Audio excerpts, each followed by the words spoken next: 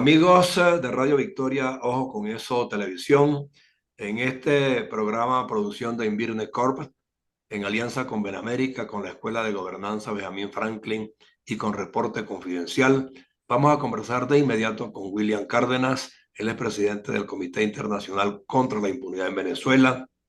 Él está en Madrid, España, y por supuesto los temas judiciales en Venezuela siguen dando un giro que desconcierta, porque a pesar de que los altos funcionarios y la cadena de mando saben que tienen un juicio abierto, no obstante, se empecinan en seguir atropellando adentro y en forma abierta y no quieren reconocer pues esas tropelías. Y está el caso de 4 o 6 sindicalistas de la zona industrial de Guayana que en un momento reclamaban sueldos justos y otras reivindicaciones, y hoy día parece que según se dictó ayer una sentencia contra ellos de 30 y 16 años, no sé cuántos de detención, de prisión. Bueno, y esto no configura, o sea, un expediente más en contra del régimen en la Corte Penal Internacional. O sea, de oficio no se puede sumar este tipo de circunstancias a lo que ya la Fiscalía conoce. Bueno, buenas tardes, José Antonio. Un gusto saludarte y seguir tratando estos temas que son recurrentes, ¿no? Y que nos dan una clara evidencia de que el régimen sigue en su deriva criminal, independientemente de todo lo que esté pasando dentro y fuera del país, ¿no? El régimen utiliza sus mecanismos, los mecanismos que ha utilizado desde hace más de 20 años, en este caso el terrorismo judicial, ¿no? Para mantener amedrentada una población, para evitar que los ciudadanos puedan salir a ejercer un derecho constitucional libre, como es el derecho a la protesta, ¿no? Y en este caso, entonces, criminalizan la conducta. O sea, criminalizan el salir a protestar. Ujú. Estos sindicalistas no estaban cometiendo ningún tipo de crimen, Ni tenían ni armas ni nada delito, por el estilo. ni delito, por supuesto, ¿no? Y entonces los detienen hace un año, los acusan de estar organizado, haberse organizado para delinquir. Sí. O sea, entonces ahí está No, el componente dicen que estaban conspirando. conspirando y haberse organizado para delinquir. Entonces ya con eso criminalizas la conducta, ¿no?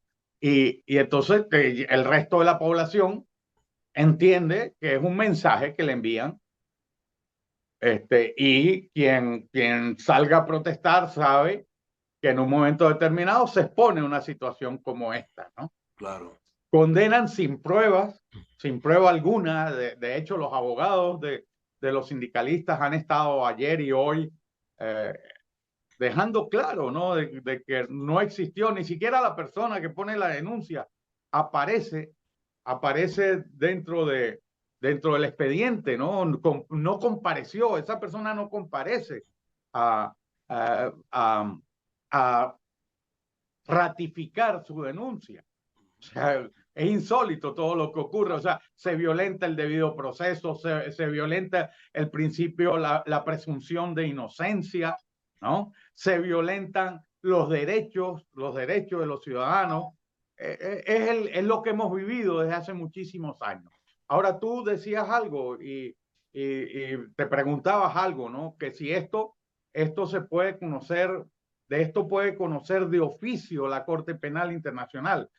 Y, y no, en principio te digo que no, porque las denuncias, el Estatuto de Roma tiene previsto unos mecanismos para que la Corte Penal, y en este caso la Fiscalía de la Corte Penal, entre a conocer de los hechos. Y todo eso pasa por, o bien que un Estado denuncie o denuncie el Consejo de Seguridad, o el fiscal recibe la información. Ok. ¿Ves? Recibe la información, la reciben unos ciudadanos que, como ha ocurrido en el caso nuestro de la Plataforma Democrática de Venezolanos en Madrid, que fue la primera organización que se creó en España y que manejó esto desde un principio, desde que denunciamos a Hugo Chávez por crímenes de lesa humanidad el año 2003 aquí en la Audiencia Nacional Española. Bueno, pues son las organizaciones y los individuos quienes acuden a la Fiscalía. Ahora bien, hay una investigación que está en marcha. Sabes que la sala de apelaciones rechazó la intención que tenía el gobierno de que se suspendiera la investigación en tanto la sala de apelaciones resuelve el recurso que presentó el gobierno venezolano. Bueno, pues está en marcha la investigación y sabemos también que la Fiscalía de la Corte Penal Internacional llegó a un acuerdo con el gobierno de Venezuela para instalar una oficina de la Corte en Venezuela.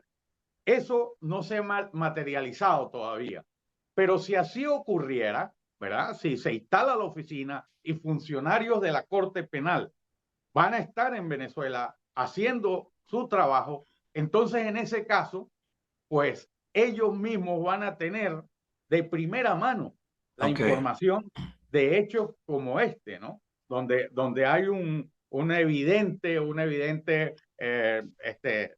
vulneración de derechos ciudadanos y a unas personas que simplemente porque se organizan y se organizan, sí, claro, pero se organizan para defender los derechos de los trabajadores y en este caso defender el valor del salario, que sabes que en Venezuela está por los suelos. Bueno, pues eso lo criminalizan y entonces los terminan condenando en esta primera instancia a 16 años de cárcel. Ahora, William, esa oficina que se ha querido montar, no se ha montado, ¿por qué? Porque el gobierno lo entorpece, porque hay limitaciones de algún orden operativo y funcional de sedes, o qué es lo que está pasando que ya hace tanto tiempo. No. Mira, ya se estableció la sede, ya se sabe cuál va a ser la sede. Ok. ¿No?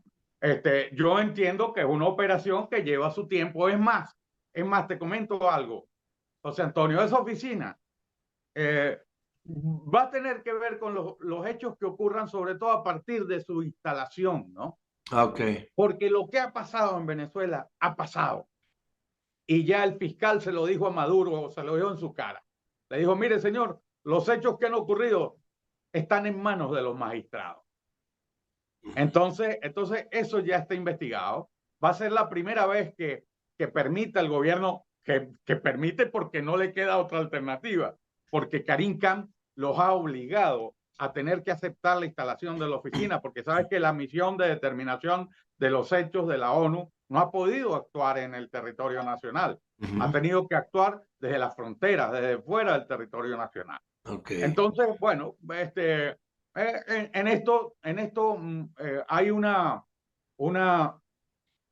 constante que nosotros hemos ido aprendiendo durante tanto tiempo que llevamos en este asunto, ¿no? Sí. Y pasa por, perdóname un segundo, y pasa por el que tengamos paciencia. La justicia está avanzando. Pero no solo, fíjate, no solo la justicia universal. Estamos ya en la fase, en ese recurso de apelación, en la resolución del recurso de apelación en la sala de apelaciones de la Corte Penal Internacional. Que tiene su tiempo hasta este mes de agosto, el 14 de agosto, el 14 okay. de agosto. Estamos en un momento importantísimo en ese sentido, ¿no? Okay. Hasta el 14 de agosto tienen ellos plazo para fundamentar su apelación. Okay. Y entonces, ¿y qué van a decir? ¿Qué van a decir? ¿Qué más van a decir? Aparte de los 40.000 folios que han presentado en la fiscalía y que no les han valido absolutamente de nada. Tampoco les han valido todas las cantidades de argucias que han utilizado para tratar de evitar que la investigación siga adelante, cuestionando al fiscal, acusando a la Corte Penal de estar sesgada políticamente. No, nada de eso les ha valido. Entonces, ahorita dicen que van a presentar unos argumentos. Y ayer se presentó el fiscal venezolano, Tarek William Saab, Sí, y dijo que la dio una justicia de rueda ellos de la prensa. hacían adentro. Claro, dio una rueda de prensa. Y Ajá. si tú analizas la rueda de prensa y lo que dijo, te das cuenta que están completamente desubicados y perdidos, ¿no? Porque lo que hacen es abonan a favor de lo que se está investigando en la corte. Este señor llega a decir, no, es que nosotros hemos, a partir del 2017 a hoy, hemos procesado a 2.200 funcionarios. Mira, Oye, José Antonio, eso aparte de que es mentira, como todo lo demás que dice, ¿ves? Pero si lo damos por cierto, eso significa que en 6 años ha salido un funcionario de la estructura oficial de los cuerpos de seguridad, de los cuerpos policiales, de los militares, tal, a cometer crímenes de lesa humanidad. Uno diario, porque son 2.200 días, 6 años son 2.200 días. Y si él dice que han detenido a 2.200, han procesado a 2.200 hay un personas, promedio de un delito por día. de uno diario que ha salido a cometer un crimen. Y eso no ocurre, tú sabes que eso no ocurre, si no es que existe un plan, una política de Estado que se materializa de esa manera. Claro. ¿Ves? Entonces al final él termina dando la razón. Él llega a utilizar, por supuesto, él no habla de crímenes de lesa humanidad, ¿no? Él habla de violaciones a los derechos humanos. O sea, imagínate eso, violaciones diarias a los derechos humanos cometidas por una persona. Eso implicaría que nuestros cuerpos de seguridad, nuestras Fuerzas Armadas, nuestros grupos policiales están locos. O sea, se han contagiado de algún tipo de virus que los lleva a matar, a torturar, a perseguir, a violar, a crimen. No, no. Todo eso ha ocurrido dentro del marco de una política de Estado y eso es lo que diferencia a las violaciones fortuitas a los derechos humanos de los crímenes de lesa humanidad. Y por Okay. eso es que están muy preocupados. Están muy preocupados porque saben que de las violaciones fortuitas a los derechos humanos responden los perpetradores, pero del ataque generalizado y sistemático contra una parte de la población que se produce de esa manera, ¿verdad? Y se convierte en crimen de lesa humanidad, de eso responde la cadena de mando, que es la que ordena esa política, la que la sistematiza y la generaliza para buscar un fin determinado, o sea, atacar una parte de la población venezolana identificada como oposición política. Bueno, eso es lo que hacen cuando dictan una sentencia como la sentencia de estos sindicalistas, y eso es lo que han venido haciendo desde hace más de 20 años. ¿Ves? Claro. Ahora, pero frente a ese panorama evidentemente cierto de violación de los derechos humanos, de corruptelas bastante protuberantes, o sea, la gente muestra cierto escepticismo por la sencilla razón de que, por ejemplo, Estados Unidos tenía detenidos a dos venezolanos, Rotondaro y Alcalá, y bueno, ya los liberaron. En España acaban de eximir de responsabilidades y soltaron a un funcionario vinculado con las violaciones y corrupciones y lavado de dinero en PDVSA. Pero lo soltaron, pero no se lo devuelven a Venezuela. Pero la gente dice, bueno, pero es que cometieron los delitos que cometieron. Desfalcaron a la nación, pero fíjate, finalmente terminan saliendo a disfrutar su dinero. Entonces la gente tiene escepticismo frente a si de verdad en la Corte Penal Internacional se va a dictar justicia plena. Bueno, mira, No, bueno, ese escepticismo, es una claro, apreciación. claro, pero mira, ese escepticismo, José Antonio, eso hay que descartarlo, definitivamente hay que descartarlo. Por lo que te voy a explicar ahora mismo, ¿no? Mira, no es que la justicia universal de la Corte Penal Internacional está avanzando e incluso se está diciendo dentro de la Corte, se está hablando de que el caso Venezuela está avanzando desde que llegó Karim Khan hace 2 años, Ok. ¿verdad? En 2 años En 2 años estamos a punto de que se confirme la investigación del señor Khan y se pone en marcha, y en un momento determinado, porque tiene mucha información ya, ese expediente está muy consolidado, en cualquier momento se empiecen a dictar la formulación de cargos y las órdenes de comparecencia y posteriores órdenes de captura. O sea, estamos en ese momento. Imagínate, y te lo estoy diciendo yo, una persona que tiene 20 años trabajando en esto. Okay. Pasamos 18 años de desesperante, terrible, con Moreno Campo y con la señora Bensouda, pero en estos 2 años hemos avanzado es que tal vez como lo esperábamos nosotros que avanzara, porque la tragedia de Venezuela nunca debió ser tratada como lo hicieron los anteriores fiscales. Entonces, ahora que tenemos ese escenario en la Corte Penal Internacional, no puede haber lugar a escepticismo. Pero por otro lado, la justicia internacional, esa que adelantan países como los Estados Unidos, especialmente los Estados Unidos, ¿no? Y España en Y concreto. España, exacto, pero España se ha visto remolcada por los Estados Unidos, ¿ves? Okay. Eso también está caminando. Mira si es importante, lo que está pasando con lo de los Estados Unidos. Tienen preso en los Estados Unidos a Hugo Carvajal, el hombre clave de la inteligencia y contrainteligencia venezolana durante todo el gobierno de Hugo Chávez.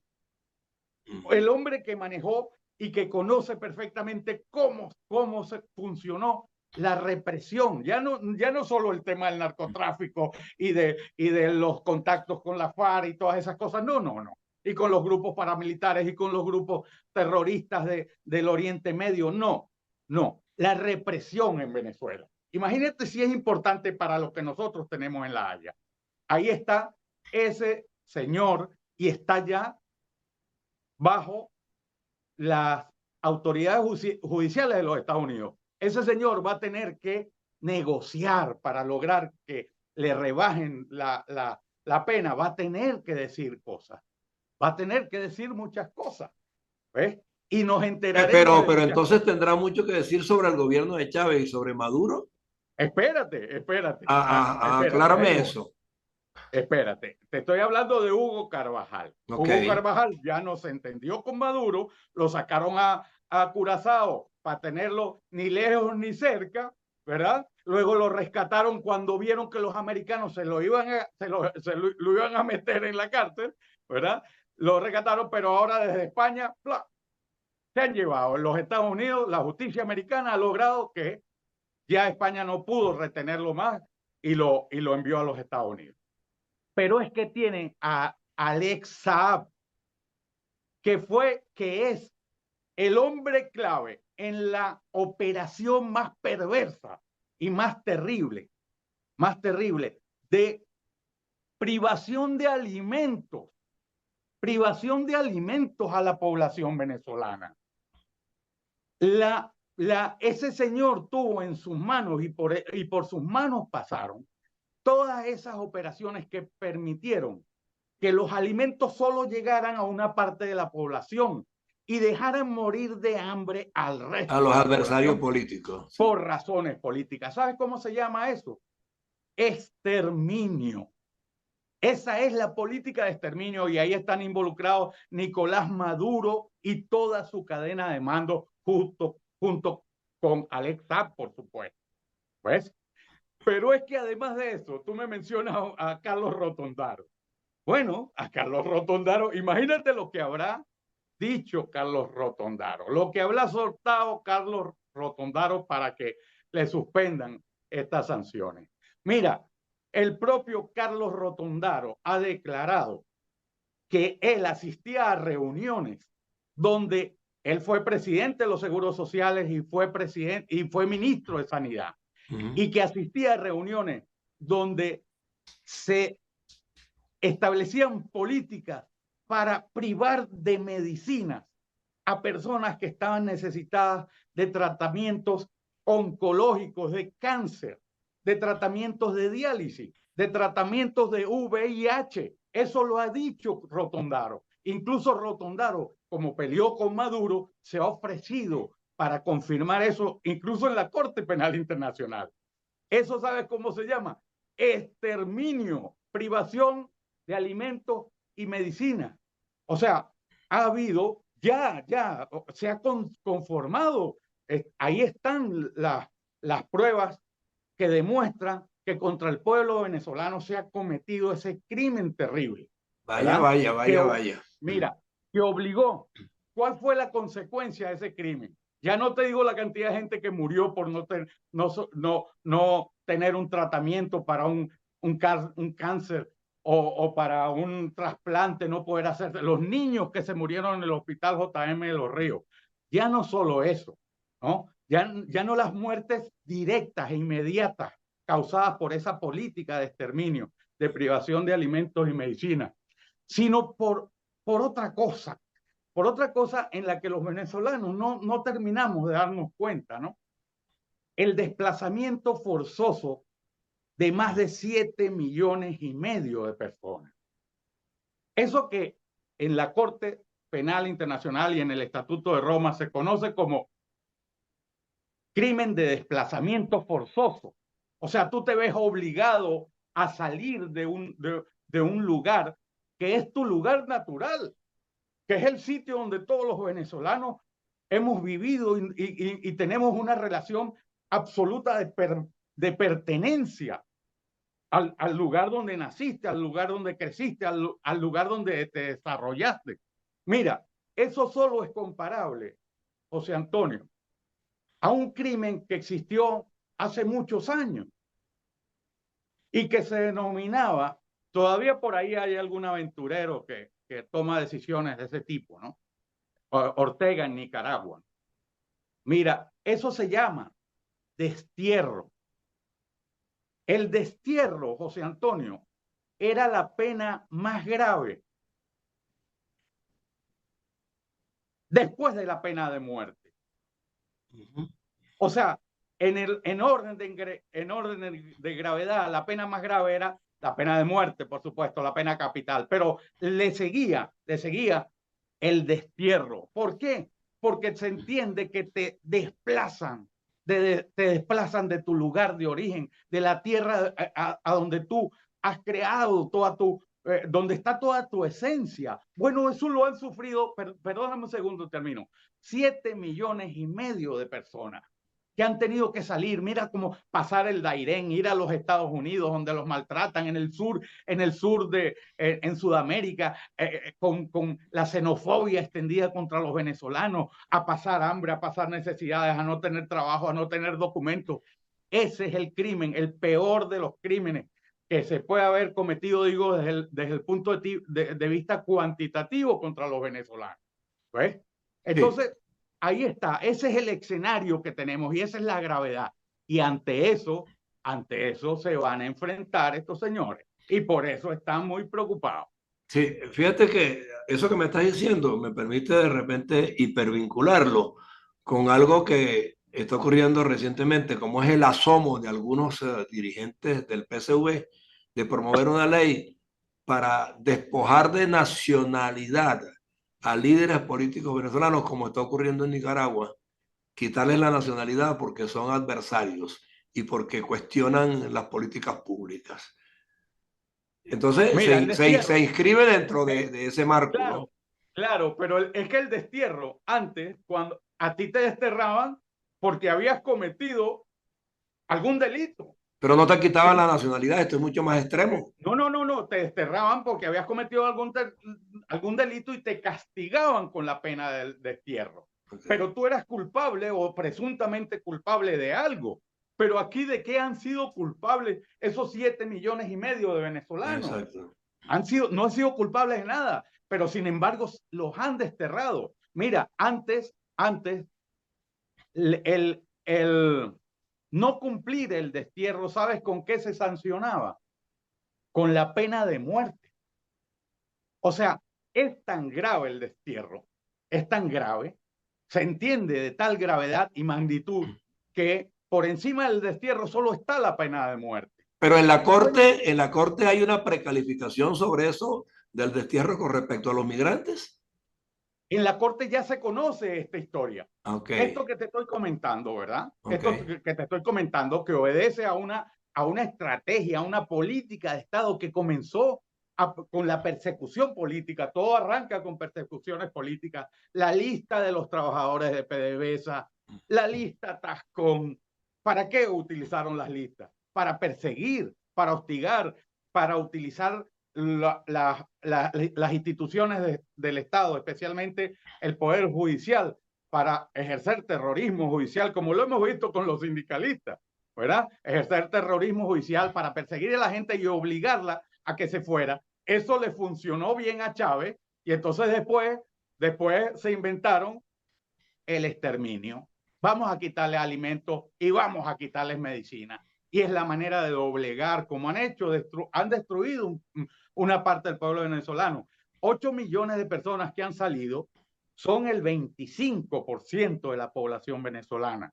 O sea, mira, y todo esto, esta es la magnitud real del crimen que se ha cometido. Hay que entenderla, la comprensión tiene que ser global, del todo, para entender la gravedad con la que se ha manejado. Eso que me mencionaba hace un momento, de los derechos a los que inhabilitan, los derechos políticos. O sea, encima a gente en el exterior no se le permite votar. O sea, encima de que te desterraron, no te permiten participar, ¿verdad? O la violación de los derechos ciudadanos ya cuando estás en Venezuela, la posibilidad de ejercer derechos políticos, a votar, a elegir o ser elegido. Bueno, han hecho lo que les ha dado la gana. Bueno, pero eso tiene un límite y ellos saben que el límite está llegando. Está llegando y haremos todo lo posible porque acabar con esa organización criminal que ha estado al frente del país durante tantos años.